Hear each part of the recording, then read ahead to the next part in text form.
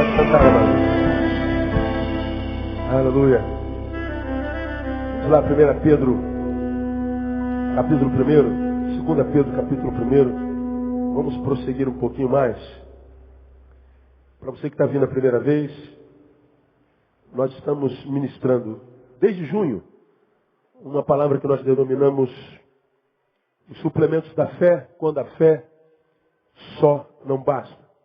E nós tomamos 2 Pedro, capítulo 1, como alicerce para essa ministração. Toda quarta-feira a gente lê esse texto. Quem sabe a gente decora, não é? E a gente aprenda, a gente assimile e transforme em vida. Versículo 5. Por isso mesmo vós, empregando toda a diligência, acrescentai à vossa fé a virtude, e a virtude a ciência domínio próprio perseverança, a perseverança piedade, a piedade fraternidade, e a fraternidade amor. Porque se em vós houver e abundarem estas coisas, veja, estas coisas, todas elas não vos deixarão ociosos, nem frutíferos no pleno conhecimento de nosso Senhor Jesus Cristo. No 10, diz, portanto, irmãos, procurai mais diligentemente fazer firme a vossa vocação e eleição, porque fazendo isto, nunca, jamais tropeçareis. O texto é claro, fala que nós temos que acrescentar à nossa fé algumas coisas. Se acrescentarmos essas coisas à fé, nós não conheceremos infrutividade, nossa vida frutificará constantemente, nós não conheceremos ociosidade, ou seja, seremos sempre usados por Deus, não conheceremos marasmo, não conheceremos inconstância, não conheceremos mediocridade. Se nós acrescentarmos à nossa fé essas coisas. Demais, nós nunca jamais tropeçaremos.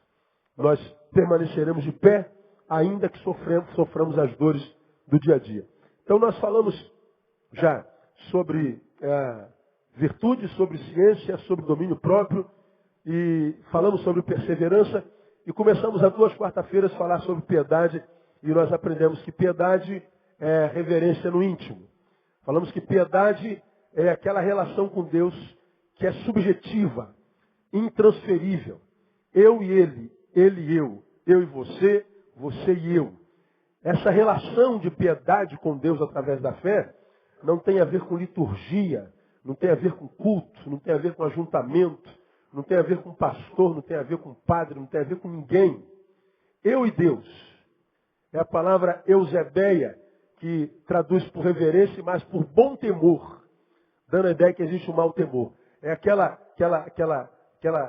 piedade, aquele sentimento que produz na pessoa um desejo tão íntimo por Deus, tão verdadeiro e gostoso, uma paixão tão reverencial, tão piedosa por Ele, na intimidade, que a gente quer viver para agradar esse ser amado de qualquer jeito. A gente sofre quando sabe que vive uma vida que o faz sofrer. A gente anda com ele na cabeça o tempo inteiro, não com o diabo, como eu já falei. A gente vive, age, pensa, produz, pensando nele, não como um fanático religioso, mas como um ser humano tão humano, que está tão apaixonado por aquele que transformou a sua vida nessa vida que vale a pena, que tudo que a gente faz, pensa ou produz, quer fazer para a glória dele. Me lembro quando eu era garoto e ainda tinha meu pai. Falo com meu pai o tempo inteiro, meu pai é morto há quase 20 anos. E a minha ambição, a única coisa que ocupava minha cabeça quando pré-adolescente e adolescente, era que meu pai tivesse orgulho de mim. Eu tinha tanto orgulho do meu pai, tanta paixão, que a única coisa que eu sonhava na vida era ser alguma coisa que retribuísse essa paixão que ele tinha por mim. Aí eu estudava, pensava no meu pai, eu ia para uma prova, pensava no meu pai. Quando pensava profissão, vocação, faculdade, eu pensava no meu pai. E até então eu não entendia por que eu me preocupava tanto com meu pai. Paixão. Um filho que queria provar para o pai assim, pai, valeu a pena ter me posto no mundo, não valeu? Fiz valer a pena o sacrifício que o senhor fez por mim, o dinheiro que o senhor gastou comigo, o tempo, a dor de cabeça que eu dei, valeu a pena? Bom, eu acho que valeu a pena. Minha vida acho que deu muito orgulho para meu pai. E o simples fato de dar orgulho para o pai, basta, não precisa de mais nada. É uma recompensa que não se mensura, não se justifica. dar alegria ao Pai. Piedade é isso, viver uma vida com Deus que de tal forma a gente viva para agradá-lo. Ou seja, a nossa relação com Ele não vai ser só cultica, templocêntrica e nem coletiva. A gente não precisa mais disso aqui. Estar aqui é um prazer para adorar a Ele com o irmão. Mas a gente não precisa estar aqui nem com o irmão para adorá-lo. Adoração, para o piedoso, não é mais uma coisa que ele faz, é uma coisa que ele é. A vida dele é um culto. A vida dele é uma coisa que agrada a Deus. Para o piedoso, o culto não acaba nunca. O que acaba é a reunião. A reunião acaba daqui a meia hora. Mas o culto continua na vida. Isso é piedade. Então, a piedade é a devoção no íntimo, no íntimo, no íntimo, no íntimo. E falei na quarta-feira passada que a correria desse dia a dia, né, se não for administrada, a gente perde a capacidade e a bênção de viver uma vida piedosa. Porque a gente vive numa correria tão desenfreada, tão louca, tão irracional, agenda tão cheia, eu que o diga, que a gente está tão ocupado que a gente não tem tempo para parar, meditar, respirar e conversar com o homem. A gente não tem tempo para senti-lo, para percebê-lo, para tocá-lo, para sentir o seu calor. A gente não tem tempo para essa intimidade. Aí o que acontece com a gente? A nossa relação fica cultica e coletiva. Cânticos, palmas, reuniões, ajuntamentos, campanhas e essa coisa toda que é sempre coletiva, a gente não tem aquela relação individual com ele. E nós aprendemos alguns domingos atrás que a bênção que a gente tem na igreja, no ajuntamento, é a bênção que ele tem para o corpo de Cristo, para o corpo. Para a igreja, enquanto corpo. Mas as bênçãos que a gente individualmente deseja dele, não é na igreja que a gente busca, é no quarto. É o que está escrito lá. Tu, quando orares, entra no quarto. Ora teu pai em secreto só, e ele te abençoará. Essa é a relação individual, subjetiva. Então a bênção para o sujeito é no quarto. Agora, para o sujeito enquanto corpo, aí isso é na igreja. Agora, não adianta vir para a igreja e não entrar no quarto. Há frustração para quem vive assim. Então, há quem entenda, há quem pratique isso. Então, essa correria, se não for administrada, rouba de nós a capacidade da piedade. A gente vira religioso, muitas vezes fanático. Tem coisa mais chata do que crente, irmão? É uma chatice só, cara. É uma coisa de louco. Coisa de louco. Trabalha com crente chato? Trabalha, não trabalha? E ele acha que é super crente. Sempre acusando o pecado do outro, sempre dizendo que isso não pode. Tem o tempo inteiro, não pode. Ele é o acusador. Acusador não é o papel do Espírito Santo, né? É o contrário, né? É do outro. Então, a gente não consegue viver uma vida humana de intimidade, de piedade. Não, é uma coisa terrível. Aí nós começamos a falar que o Sermão do Monte, nele Jesus fala de piedade o tempo inteiro, sem usar a palavra piedade. E nós aprendemos lá, vamos para Mateus capítulo 5. Aprendemos na semana passada, começamos a estudar o Sermão do Monte. Falamos sobre Jesus e a lei. Mateus 5, 17 a 20.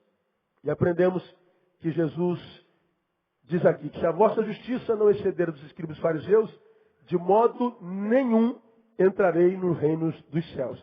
Então veja, ele está falando para os crentes, para os apóstolos, que vocês têm que viver em justiça. Mas a sua justiça tem que exceder a dos escribas e fariseus. Não pode ser igual a deles. Qual é a justiça dos escribas e fariseus? É a letra.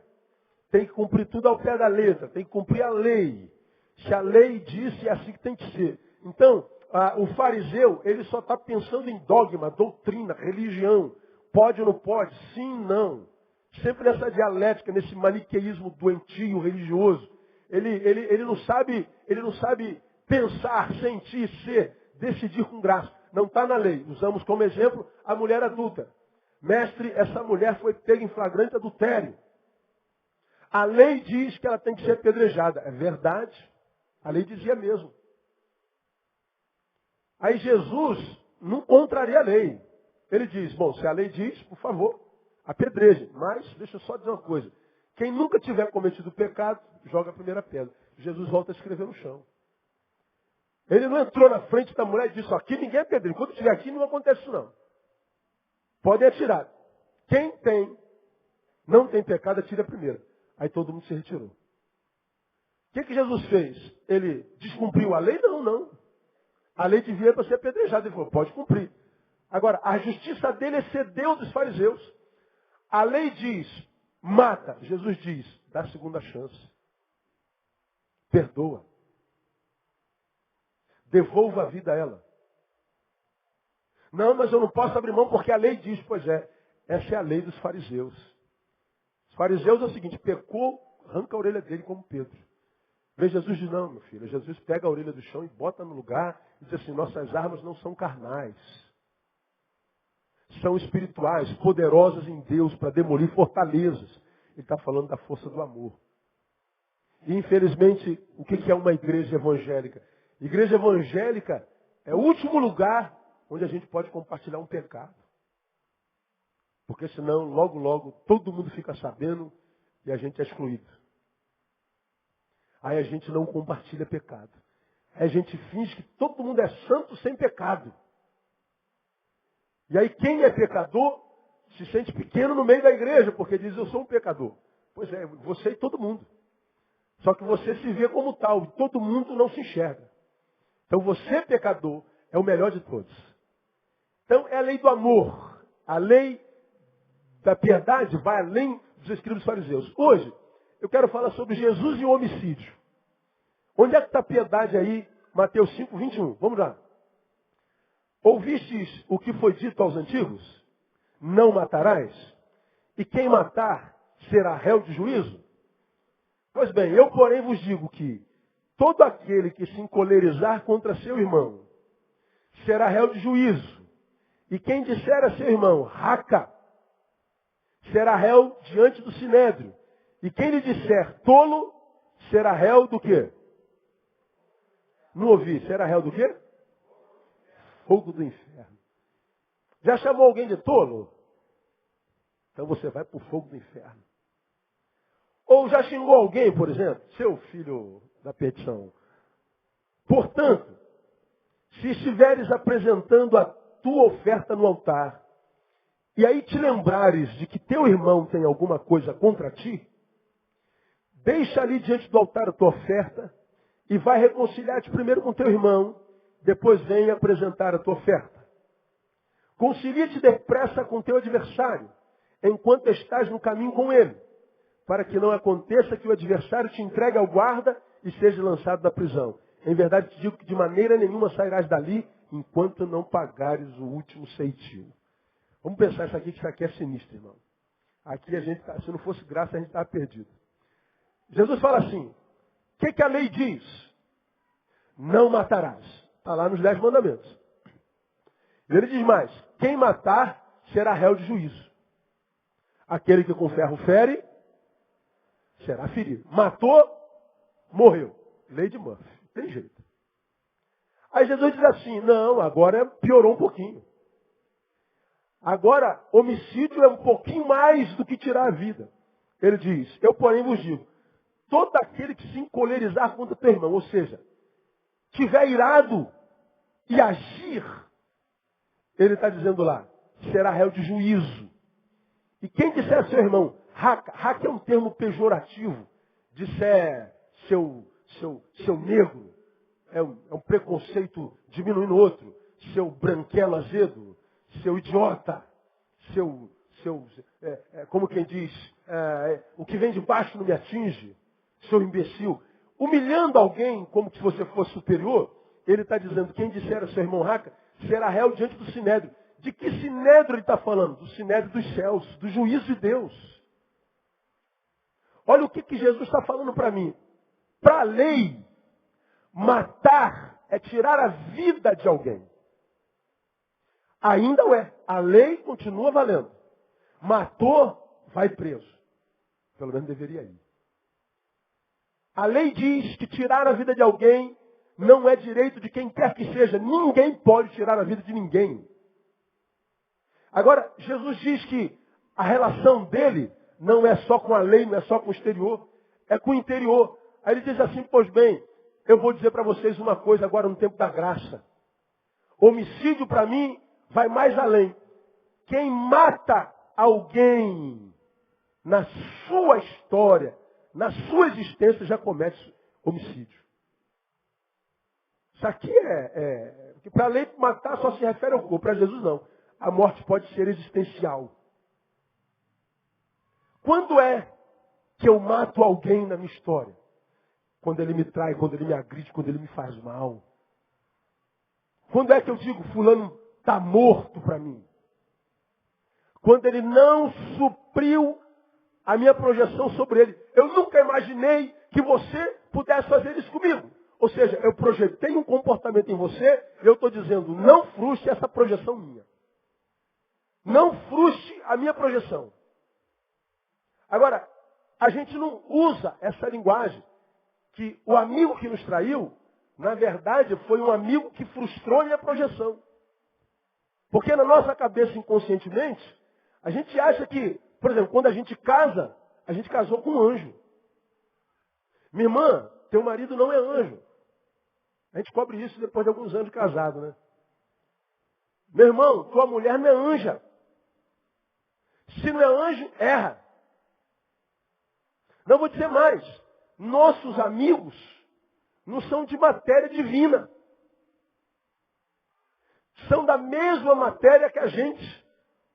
Erram, pecam e produzem dor. Agora, quando eles erram, pecam, produzem dor na gente, a gente muitas vezes, nós somos muitas vezes tomados por uma frustração, uma decepção tão grande, que a gente amplifica a dor que ele provocou na gente. A gente fica tão magoado, que a gente nunca mais perdoa. Tivemos muitas vezes uma amizade de 30 anos, ininterrupta, fiel e verdadeira. Mas ele te traiu uma vez naquela fatídica noite. Você nunca mais olhou na cara dele, na cara dela, desprezando 30 anos de fidelidade. Eu não vou te perdoar nunca, porque isso não se faz com um amigo. Verdade. Verdade, amigo, não faz. Eu errei, me perdoa. Nunca! Você é traíra, rapaz. Você é uma falsa, não vale nada. Pô. Mas e os 30 anos de fidelidade? E os 20 anos de amizade? E às vezes em que você nem esperou que eu fizesse alguma coisa e eu fiz e te abençoei. Não conta mais nada. O que conta é o aqui e agora. Sabe o que esse texto está dizendo? Que você está cometendo um homicídio. É homicida. Por quê? Porque o homicídio foi no íntimo. Isso não é piedade. Veja que essa palavra piedade, ela numa situação como essa toma uma outra conotação. Piedade vem de vida pia. Vem de reverência íntima. Mas aqui, a piedade vem como o sentido de dó, de caridade. Tenha piedade de mim. Mas você não usa de piedade. Você não é pio. Você mata. Não, eu não matei ninguém. Matou na sua história. Você já o sepultou no seu coração. Aí Jesus está dizendo, é muito mais difícil viver na graça do que viver na lei. É muito mais fácil cumprir dogmas. É muito mais fácil botar roupão, saião, cabelão, dar uma de santarrão, sair por aí acusando todo mundo, matando todo mundo, metralhadora de Deus na boca do atirador de elite de Deus, matando todo mundo, acusando todo mundo. Difícil é perdoar. Difícil é estender a mão. Isso aqui é a vida piedosa. É aquela capacidade de negar a sua carne. Essa sua carne que tem, vamos chamar de síndrome de Jeová, que quer ser adorado e quer que tudo concorra para o teu próprio bem. Aí você projeta nas pessoas perfeição. Quando alguém erra, pronto. Aí o Deusão se sente ofendido e mata. E pune. Bom, a sociedade, ela está morrendo por causa desse tipo de sentimento. Para Jesus, o homicídio é muito mais do que matar o corpo. É matar existencialmente. Por isso que ele fala do perdão com tanta proporção na palavra de Deus. O que é perdoar? Portanto, à luz dessa palavra homicida, perdoar é ressuscitar o outro na nossa história. Agora, a pergunta que não quer calar, que qualquer um faria no momento desse. Perdoar é fácil, sim ou não? Difícil, né, irmão? Mas eu vou fazer outra pergunta. Perdoar é impossível? Não. Ora, se não é impossível, é possível. Se é possível, compete a nós. Deus só faz por nós o que é impossível. Possível não. Só que quando a gente está diante de alguém que a gente ama, que nos machucou, um amigo, um irmão, um esposo, um marido, um sei lá quem, nos feriu, ou seja, não respondeu à minha projeção, eu estou diante de alguém que me machucou porque traiu, mas não é só a traição que magoou. A minha dor direcionada a ele não é uma dor só direcionada a ele, porque a minha dor tem a ver com o que ele me fez, me deu uma facada, então está dando lugar na faca, mas ao mesmo tempo é dor comigo mesmo, porque eu fiz uma projeção, ou seja, ele nunca faria isso e fez. Então eu errei no meu diagnóstico. Então eu estou frustrado com ele e comigo. A diferença é que a gente quer lançar toda a nossa ira sobre ele. Se ele errou porque me traiu, eu errei porque projetei equivocado. Então punamos a ele, punamos a mim. Isso é justiça. Mas não, a gente só quer punir a ele. Como a gente não pode se vingar, botar uma pistola na testa dele e dar um tiro, a gente mata ele na nossa história. É homicídio. Aí a gente não sabe, muitas vezes, por que a vida, muitas vezes, vai amarrando. A vida vai ficando pesada. Porque eu já preguei sobre perdão aqui 1000 vezes, eu não vou fazê-lo de novo. Só vou lembrar um pouquinho aqui nesses minutos que nos faltam, alguma coisa sobre perdão. Primeiro, perdoar é difícil, porque trazendo a palavra por português, você vai lembrar disso. Bom, quem teve uma perda pequena, teve uma perdinha. Quem teve uma perda grande, um perdão. Se a gente traz para esse sentido etimológico, perdão é o aumentativo de quê? De perda. Meu irmão, nós não nascemos para perder. A gente não gosta de perder nem jogo de porrinha, meu. 0 e 1. Nós não nascemos para perder. Deus não nos formou para perder. Perder, a gente aprende. Não vem no chip. É igual o carro velho. O carro velho não vem com kit gás. Tem que introduzir. Se não ensinar aquele carro com kit gás, ele não anda com gás. No nosso chip, não vem lá pelo fabricante, perda. Não, a gente nasceu para ganhar. A gente não sabe perder. A gente aprende. Então, quando a gente diz assim, olha, perdoa, vem da mesma raiz de perda. Mas peraí, esse cara já me apunhalou, já me tirou a paz, me tirou a alegria, me tirou a confiança, me tirou a oportunidade, me tirou a esperança. Esse cara me roubou, pô. O senhor está dizendo que eu tenho que perdoá-lo? É isso que eu estou falando. Mas peraí, eu vou ficar no prejuízo? É isso mesmo que eu estou falando. Pô, mas aí eu sou otário. É isso mesmo que eu quero que você seja. Pô, mas vão zombar de mim. É isso que eu quero que você aguente. Mas por que eu faria isso? Porque eu estou mandando você fazer. Você é piedoso, quer me alegrar. Você quer me agradar. Não, mas o senhor está pedindo demais. Então o teu amor não é tão grande assim. Porque se você está aqui, está apaixonado por alguém, tu sabe que quando o ser amado pede alguma coisa para a gente, cara, a gente se vira, parcela em 270 vezes, mas compra para ela. A gente morre pagando. Por causa de um sorriso dela. Você tem um filhinho, dia 12 agora é dia das crianças. Ele passou no shopping, deu mole, foi no shopping com a criança viu aquele brinquedo lá. Esse aqui, papai, esse aqui. É 2 vezes teu salário do mês. Mas tu viu o sorriso do moleque, desse tamanhão. Aí tu vai para casa, não posso, papai não pode. Mas lá no fundo, puxa vida, cara, puxa. Ele merece, né? Aí tu volta, dá para parcelar até a volta de Jesus? Dá. Aí tu parcela até a volta de Jesus. E vem, chega em casa, a mulher leva um susto. Porque, meu Deus, como é que eu vou pagar isso? Mas ao mesmo tempo alegre. E você, então, no dia da criança, papai tem uma surpresa para você. Aí vem aquele presentão aqui atrás, e o molequinho já sabe que é um presente, só não sabe o que é. Aí tu dá o presente, ele dá um sorrisão. O sorrisão dele é teu presente. A gente alegra ele, mas a alegria maior é nossa. Ver aquele a quem eu mais amo feliz. Quem produziu essa alegria nele? Eu. Por que que eu perdoo? Primeiro porque ele diz que eu devo perdoar. Por que que é difícil? Porque é ficar no prejuízo, é perdão. Mas tu quer uma razão lógica? Quero, eu te dou. Por que que eu devo perdoar?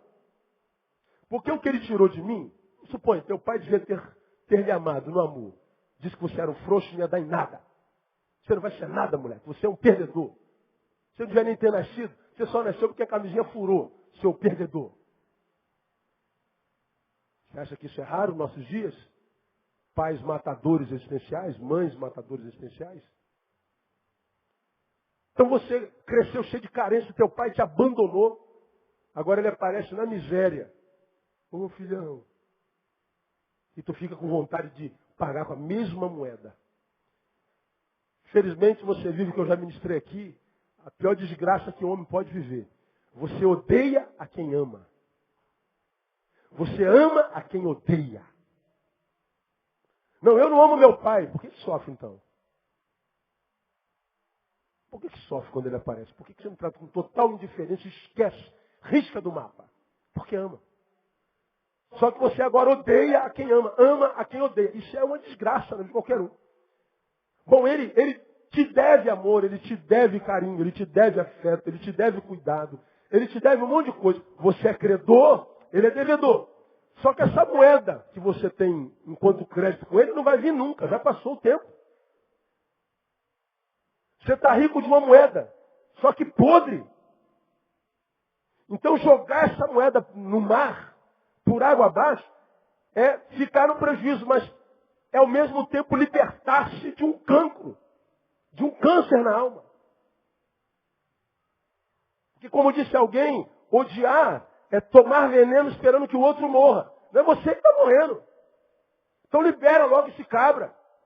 Ó, está perdoado, vai com Deus. Eu não quero mais saber disso. Em nome de Jesus você está libertado. Agora não. Ele morreu na tua história, mas você está preso a ele. Você é um cadáver para mim. Você é o caixão dentro do qual ele vive enquanto defunto. O ódio transforma a gente num sarcófago. Somos condutores da morte. Por isso que a vida não flui. Como é que a vida vai existir no meio da morte? Morte e vida não coabitam. Quando a morte chega, a vida vai. Enquanto a vida, a morte sai. Por que eu estou aqui andando? Porque a morte não chegou. Por que a morte não chegou? Porque a vida está aqui. Quando a morte chegar, a vida sai. Ela não coabita. É água e óleo. Agora, muitos de nós temos uma vida amarrada, pesada. De repente tem todo tipo de provisão, mas nada produz alegria. Nada consegue fazer vida fluir de dentro de você. Você não sabe por quê. Porque tem que perdoar. Não, eu não perdoo. Então viva a morte. Viva a morte. Seja esse zumbi que você está sendo. Ninguém tem nada a ver com isso. Por que que Deus manda eu perdoar? Para que eu não seja transformado num sarcófago, num túmulo, num caixão condutor de um cadáver, de alguém que morreu para mim, porque eu tenho ódio, mas eu não consigo liberar. Por isso que é difícil perdoar. Por que que eu perdoo? Porque esse camarada no qual estou preso, essa mulher no qual estou preso, vai dormir comigo toda noite. Pior, atrapalha meu sono. Então ele que me machucou, já está na China, já está com outra família, já está no outro emprego, já nem sabe que eu existo há 200 anos, e eu estou aqui vivendo a morte. Porque eu não consigo liberá-lo. Ele está lá feliz da vida. Mas eu estou aqui me alimentando do passado. Ó Deus, me abençoa. Como, meu filho? Eu sou o Deus da vida. Eu sou o Senhor da vida. Você fez opção pela morte. Perca. Fica no prejuízo. Mas não posso. Então, viva a morte. Agora, quando você perde, o que você está fazendo? Você está se humilhando. O que a Bíblia fala, a palavra de Deus sobre os que se humilham? Aquele que a si mesmo se humilhar, será exaltado. É por isso que eu tenho que perdoar. Porque se eu não perdoo, eu carrego a morte. Se eu não perdoo, levo alguém para a cama toda noite que vai me perturbar o sono. E mais, sou tido por Deus como homicida. Homicida. Então você vê que a vida de piedade não é simples, mas também não é impossível. Desde a gotinha de sabedoria de hoje, eu tenho dito aos irmãos, o que Deus quer de nós é que nós apresentemos a Ele um sacrifício que seja aceitável. Portanto, há sacrifícios que Ele não aceita. E o sacrifício aceitável é um coração quebrantado. É um coração que foi tomado pela piedade, que quer adorá-lo no íntimo, que quer viver com Ele numa intimidade subjetiva e não só coletiva, que quer viver uma vida para a qual Deus olhe e sorria e não chore. Porque se Deus sorrir para mim, a vida inteira sorri para mim, irmão. Está lá, Salmo 37. Deleita-te também no Senhor, conclua. E Ele te concederá o quê? O desejo do teu coração. Quantos aqui tem sonhos ainda no coração? Diga, eu tenho sonho. Diga, I have a dream. I have a dream. Martin Luther King, né? Eu tenho um sonho. Pois é. Ele é o realizador de sonhos, irmão.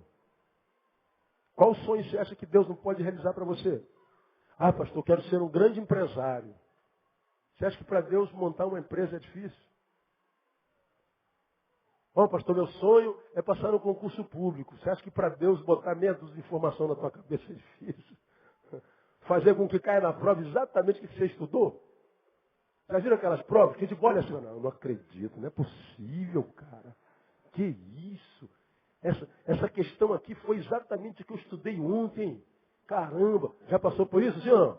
E como é que pode? Agora, já passou por aquilo, fez tudo a beça. Não cai uma maldita questão que você estudou. Você fala assim, cara, não é possível, meu. Pois é, aí tu agrada ao Senhor, vive em piedade, Senhor, eu vou estudar igual um louco, Senhor. Mas faz cair na prova, pelo amor de Deus.